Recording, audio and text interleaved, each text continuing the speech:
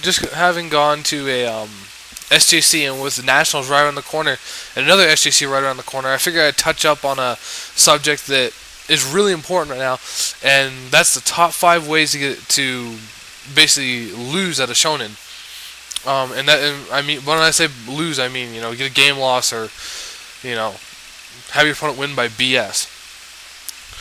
Number 5, coming at number 5 is deck list.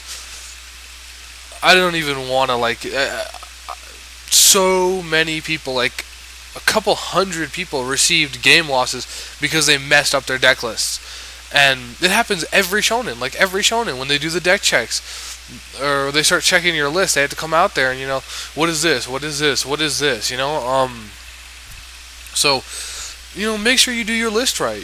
Write down the cards you're using. When you have your finalized deck, put it in front of you, sort it all out. Write the cards down as you go, so you're writing down every card you have, and you're not accidentally forgetting a card or something. And then after you're done, then just power shuffle. You shuffle it back together, but write it all down to make sure it's good and readable. That was one of the main things. Like I was talking to one of my friends who judged at SJC Anaheim, and he said so many people got game losses. I think 120 people total throughout the day got game losses just due to their deck list. Just due to their deck list, 120 game losses. That's ridiculous. That's preposterous. That shouldn't happen. There shouldn't be even 20. I don't even understand how that's possible. But there's 120 or so. So, number 5 is messing up your deck list. Just don't do it. Write your deck list neat.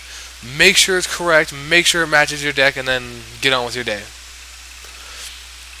Coming in at number 4, maintain your game state. This is one of the biggest things I saw at the Shonen. That just game lost, game lost, game lost, game lost, game lost. Game losses left and right. And that was maintaining your game state. Meaning if you gold sark for something, make sure on your second turn after activation you bring it back. Because if you don't, if you leave it out and end turn, your opponent can call a game loss on you because you're not maintaining the game state properly. I saw it done. Don't tell me they can't do it. I saw that done. So, always maintain your game state. If you're activating a card like Gold Sark, turn 1, turn 2. Do not forget it. Or, let's see, what else? I don't know, it's just maintain your game state, if there's, if there's Treeborn Frog in the grave or whatever, or say there's a monster in the grave that's mandatory to special summon, remember to special summon it. Now, I don't know if there is any, but the point is just maintain the game state. I saw quite a few game losses from just not maintaining the game state properly. Just simply. I saw game losses for just the opponent and for both players. So, it screws you over in the end. Maintain the game state. Number 3 was, basically, when you shuffle, make sure all your sleeves are identical. I saw a lot of game losses due to marked sleeves. And yes, it's stupid, but the judges have to do that. If you can tell one sleeve from another, it technically is marked and you can use it to cheat. Now, were you trying to do that? No. That's why I always tell people, before an event, buy brand new sleeves. It will always, always, always pay off. Because when they go to deck check you, or if you do get deck checked, they go, "Oh, these are some nice sleeves. They're brand new," So, there's no way they can be like, "Oh, well, this one's bent like this, and this one's bent like this." Unless you were trying to, cheat, and then you got a game loss, and you deserve it. But that's just neither here nor there. So, make sure your sleeves aren't considered markable, because if they are, you'll get a game loss. It will happen. I saw it happening left and right. So, make sure that your sleeves are in good condition. If you have to, buy new sleeves. It's $3 to $4. If you get the cheap ones, it's $3. You get the good ones, it's $4 for a pack of sleeves for your deck. Just buy the pack of sleeves, re-sleeve your deck, shuffle it up before the tournament, and then play. Not hard. These game losses are what break people's records at Shonen sometimes. They're doing so good, and then they get a game loss for this, and a game loss for that, and a game loss for this, and they just lose hope. It's just that simple. So number 3, good cases. Make sure your cases are in good condition. It's not hard.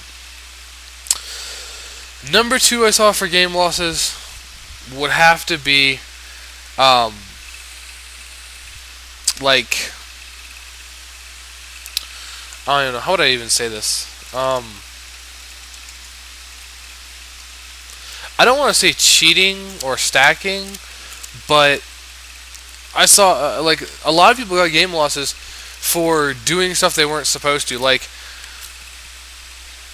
oh, for instance, one of the I'll just name off a few of the ones I saw. Like, I was trying to think of some popular examples, but I can't think of any right now.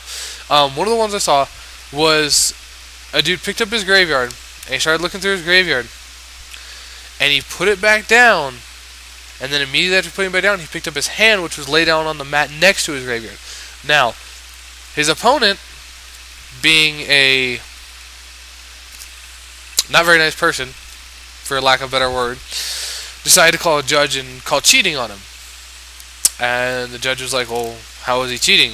He's like, well, he was looking through his graveyard, and then he suddenly put down his graveyard and picked up his hand, and he had one extra card. And did the guy do that? I don't think so. I'm pretty sure he had 4 cards before he looked at his graveyard. I'm almost positive, but I can't swear to it. But I don't think he cheated because he had a horrible hand anyway. There's nothing he could have added from his graveyard to his hand to make it any better. His hand was horrible. But he got a game loss because he did that. So basically, anything your opponent can try and call a game loss on you for, don't do. You know, I mean, and this is ridiculous. I had people try and do this on me too. Like, I had 3 people try and call game losses on me for this one thing, and I'll go over this because this was the popular thing with me. And they always told the judge I was drawing extra cards. They're like, he's drawing extra cards. He's drawing extra cards. Judge is like, why do you say that? Well, look, he's got 6 cards in hand, 5 cards on the field, and I've only got 2 in hand and 1 on the field. Judge was like, okay, that's fair. He's got like 4 times as many cards as you. Judge asked me, what's your response to that? I said, my response is, duh, I have more cards than you. I run an anti-meta control deck. Every turn I'm plussing like 2 or 3 while you're minusing yourself. What do you think's gonna happen? And the judge was like, well, that's pretty fair. And, you know, I always explained it to the dude. I'm like, okay, you say you have way too many cards, right? He's like, yeah, you have way too many cards. I'm like, okay, every turn I summon a gadget. What is that? He's like, just a monster. It's a +1. Every turn. I summon a monster, I get a monster. It's a +1, I lose nothing.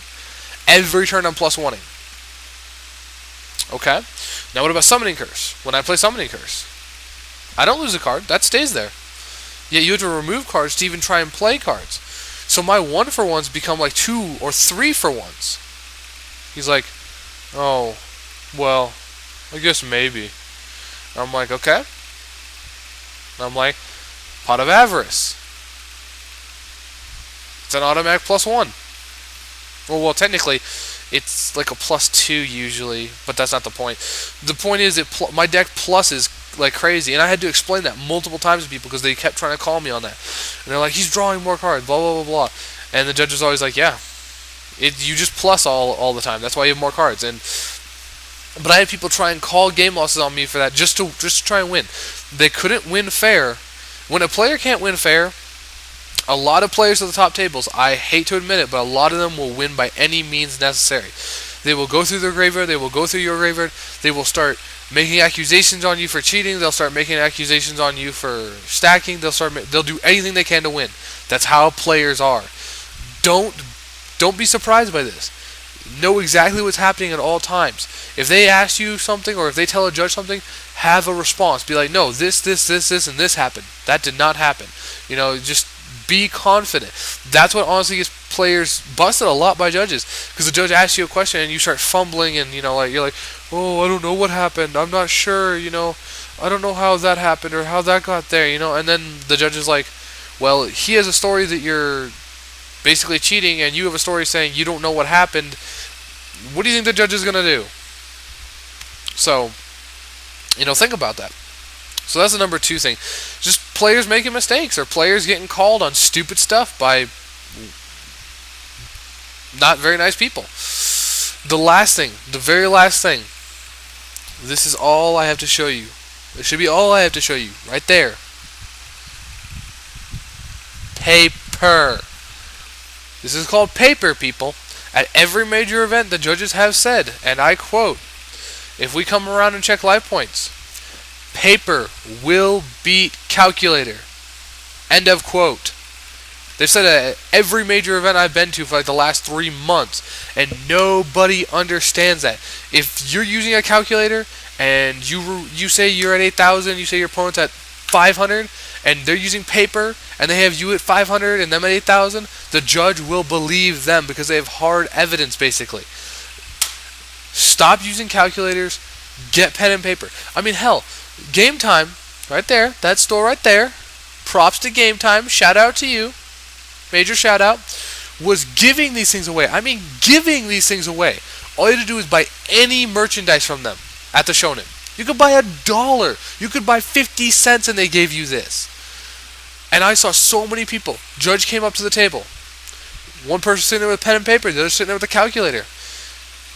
He says, I attacked for game. He says it's not game. He said he was at 32. I have him at 16. The judge went, you have the paper. You win.